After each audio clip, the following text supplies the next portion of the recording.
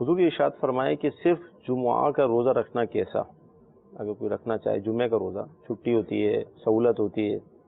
دیکھیے خصوصیت کے ساتھ جو جمعے کا روزہ ہے اس سے منع کیا گیا ہے، اچھا، کہ جب بھی جمعے کا روزہ رکھیں تو جمعے کے روزے کے ساتھ یا تو جمعرات کا روزہ ساتھ ملا لیں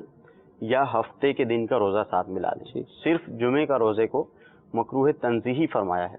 اچھا، رسول اللہ صلی اللہ علیہ وسلم نے فرمایا کہ جمعہ کا دن عید کا دن ہے، لہذا عید کے دن کو روزہ کا دن نہ کرو، صحیح، مگر یہ کہ اس سے قبل یا بعد روزہ رکھو۔ اچھا، اگر